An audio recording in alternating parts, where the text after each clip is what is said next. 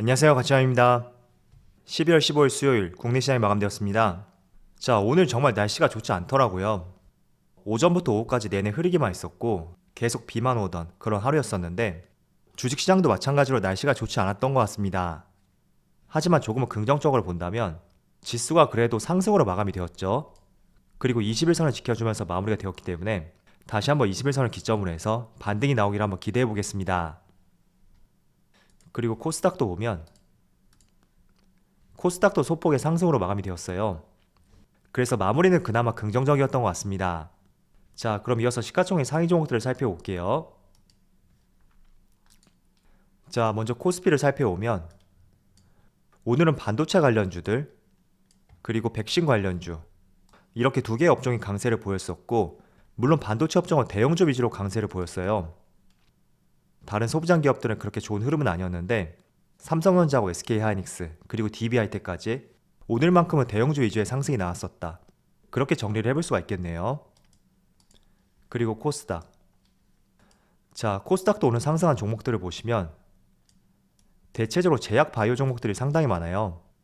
물론 2차전지 소재 기업들도 같이 포함이 되어 있죠. 자, 그래서 시총 상위 종목들 이렇게 말씀을 드려보고요.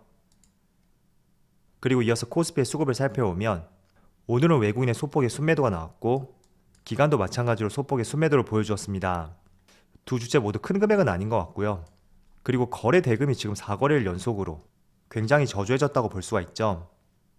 그리고 코스닥을 보면 자, 코스닥은 기관과 외국인의 동반 순매수가 나왔고 오히려 코스닥 쪽에서 거래 대금이 더 많이 나오고 있는 것 같아요. 자, 그리고 삼성전자는 오늘 3거래일 연속으로 외국인의 순매수가 있었고 기관과 개인이 순매도를 보여주었습니다. 그리고 하이닉스도 마찬가지로 기관과 외국인의 동반 순매수가 나왔죠.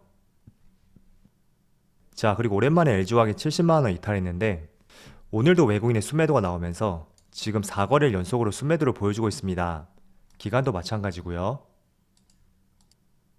그리고 삼성 SDI도 마찬가지로 외국인의 순매도가 나왔고 기관도 3거래일 연속으로 순매도를 보여주었습니다. 자, 이어서 주체별 매매 동향에 대해서 살펴보도록 하겠습니다. 먼저 12월 15일 외국인이 가장 많이 매수한 종목은 삼성전자, SK하이닉스, 카카오, LNF, 신풍제약 이렇게 다 종목을 순매수 상위 종목 올렸습니다. 반도체 관련주를 가장 많이 매수했죠. 그리고 기관. 자, 기관은 웬일로 아모레퍼시픽, 그리고 삼성전기, SK하이닉스, MC넥스, LG디스플레이 이렇게 다 종목을 순매수 상위 종목 올렸습니다. 자, 사실 오늘도 그렇게 시장 흐름이 좋았다고 볼 수가 없을 것 같아요. 일단 새벽에 종료된 미국 시장 흐름부터 살펴본다면 S&P 500은 0.75% 하락이 나왔고 나스닥은 1.1%, 그리고 다우지수는 0.3% 하락이 나오면서 그렇게 썩 좋았던 흐름은 아니었습니다. 특히 나스닥을 중심으로 1%가 넘는 하락이 나왔었고 대체적으로 기술주의 부진한 모습이 이어지고 있어요. 그래서 그런 부분이 국내 시장까지도 연결이 되었고 오늘도 국내 기술주가 약세를 보여주었다고 확인해 볼 수가 있습니다. 자, 어쨌든 이런 부분은 FMCA 내일 새벽에 있을 FMCA 때문에 불확실성이 커졌다고 볼 수가 있고 아마도 내일이 지난다면 시장이 어떠한 방향성을 보여줄 거라고 생각이 되거든요. 물론 대다수의 참여자들이 상승 쪽으로 많이 생각을 하고 있는데 다만 일단은 전제가 예상할 수 있는 범위 내에서 어떤 결과가 나야 된다는 거겠죠. 그래서 그 부분만 지나간다면 항상 시장은 불확실성을 싫어했었고 그 불확실성이 해소됐다는 측면에서 다시 한번 이번 주 말부터는 좋은 흐름을 기대해 볼 수도 있지 않을까 그렇게 생각을 하고 있습니다. 자, 일단 어제 미국 3대 지수가 모두 하락이 나왔었는데 일단 FMCA를 앞두고 경계 매물이 나왔다고 볼 수 있고 또 어제는 미국 노동부에서 생산자 물가지수가 발표가 되었는데 11월 달에 9.6%가 나왔더라고요. 자, 그런데 이게 노동부가 2010년 11월부터 생산자 물가지수를 발표한 이후에 가장 높은 상승폭이었습니다. 그래서 아마도 이 두 가지 이슈 큰 그림에서는 같은 주제라고 할 수가 있겠죠. 어쨌든 테이퍼링과 긴축에 대한 우려감 이게 오늘까지는 시장의 불확실성으로 남아있는 만큼 한번 내일과 금요일 시장 같이 한번 살펴보자고 말씀을 드리겠습니다. 자, 오늘은 시장 흐름 자체가 그렇게 많이 하락한다고 볼 수는 없겠지만 그래도 전반적으로 많은 종목들이 큰 상승을 보여주지 않고 있어요. 다만 오늘 시장을 주도했던 한 가지 업종을 뽑아본다면 저는 단연코 오늘은 한 가지 업종이 시장을 주도했다 이렇게 말씀을 드리겠습니다. 바로 바이오 종목들이죠. 그 중에서도 코로나 치료제와 관련된 종목들 오늘은 대체적으로 코로나 치료제와 관련된 많은 바이오 종목으로 수급에 몰렸었고 대부분의 바이오 섹터에서 큰 상승이 나왔습니다. 그리고 추가로 한 가지 더 말씀을 드리면 코로나 관련주들, 예를 들어 진단키트, 또 음압병실, 원격진료 이런 업종에서도 강세 흐름이 나왔죠. 그래서 전체적으로 큰 틀에서 본다면 전반적으로 바이오 종목들이 오늘 강세를 보였다, 그렇게 볼 수 있고, 일단은 확진자 수가 오늘도 7,800명을 기록했었고 또 중증 환자가 사상 최고치를 경신했다, 그런 기사가 아침부터 많이 쏟아져 나왔습니다. 그리고 FOMC 회의에 대한 경계 매물, 이런 두 가지 이슈가 있다 보니까 갈 곳을 잃었던 투자 자금들이 바이오 종목 쪽으로, 특히 코로나 치료제 그리고 코로나 관련주 쪽, 그쪽으로 몰릴 수밖에 없었던 명분을 제시했다, 그렇게 볼 수가 있겠죠. 그래서 오늘 한국 BNC도 상한가를 갔었고 또 현대바이오, 일동제약 모두 굉장한 급등이 났습니다. 자, 그래서 최근에 기술주가 조금씩 약세 흐름이 이어지고 있는데 대표적으로 반도체, 그리고 자동차, 2차 전지 이런 섹터들은 FOMC가 끝나게 된다면 아마 그 시점부터 또 어떤 움직임이 나올 가능성이 있어요. 그래서 오늘의 움직임을 보면서 기술주보다는 이제는 코로나 치료제, 그리고 진단키트라든지 확진자 수 증가와 함께 수혜를 볼 수 있는 업종들, 그쪽으로 한번 투자를 해볼까? 라는 생각도 하실 수가 있는데, 저는 어쨌든 FOMC 회의에 대한 경계 매물, 그런 자금들이 일시적으로 옮겨갔을 가능성도 있으니까 한번 내일과 모레, 그때는 어떤 업종에서 또 많은 상승이 나올지 같이 한번 지켜보신다면 좋을 것 같습니다. 자, 그래서 오늘 시장에서 강했던 업종에 대해서 한번 말씀을 드려봤고, 또 추가적으로 한 가지 말씀을 드려볼게요. 자, 어제 저녁에 나온 기사인데 반도체 시장 조사 기관인 트랜스포스에 따르면 D램 가격이 내년 1분기에 최대 13%까지 하락할 수 있다 라는 발표를 하였습니다. 자, 어떻게 생각해 본다면 내년 1분기에 D램 가격이 많이 하락하지 않을 수 있고 또 어쩌면 빠르게 1분기부터 반등이 나올 수가 있다 라는 긍정적인 내용이 반해서 완전히 반대되는 내용이라고 할 수가 있겠죠. 일단은 여기 반도체 시장 조사 기관인 트랜스포스 같은 경우에는 꽤나 공신력이 있는 업체거든요. 그런데 조금은 상반되는 의견을 제시했다 라는 것을 먼저 말씀을 드리고요. 일단 이유를 한번 살펴봐야 되겠죠.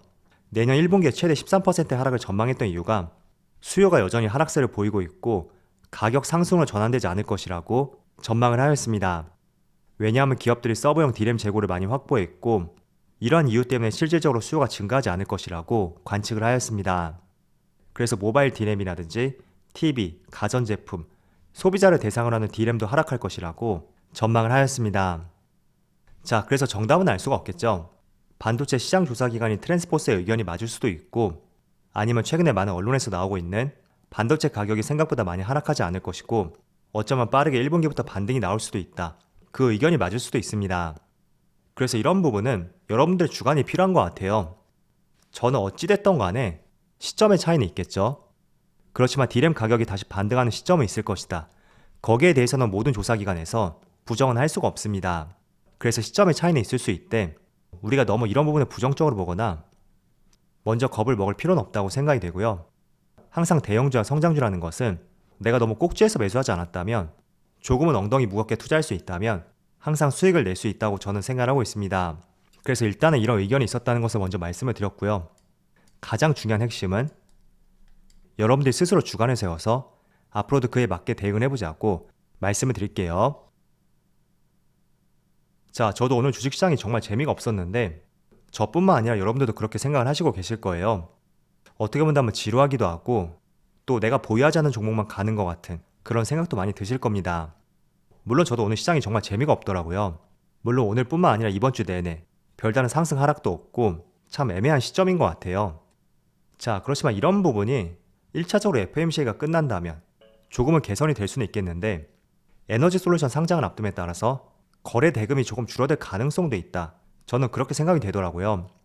일단은 시가총액 자체가 100조에서 200조 사이, 그 사이를 형성할 것으로 생각이 되는 만큼 기관과 외국인 입장에서도 일단은 실탄을 많이 확보를 해놔야 된단 말이죠. 그래서 그런 것도 한번 생각을 해봤었고 실제로도 보면 자, 거래 대금이 최소한 그래도 10조는 돌파했었는데 12월 10일부터 지금 10조를 넘지 않고 있습니다. 오늘은 지금 장중이기 때문에 알 수는 없겠지만 일단 3거래일 연속으로 10조를 돌파하지 못했었고 이런 부분도 어떻게 본다면 FOMC 회의를 앞두고 관망을 해보자, 그런 심리가 충분히 포함이 되었을 것이고 또 어쩌면 에너지 솔루션 상장을 앞둠에 따라서 기관과 외국인이 실탄을 확보할 가능성도 있다. 그렇게 생각이 되었습니다. 그래서 이런 부분 한번 생각해 보신다면 좋을 것 같고요. 제가 어제 이런 말씀을 드렸잖아요.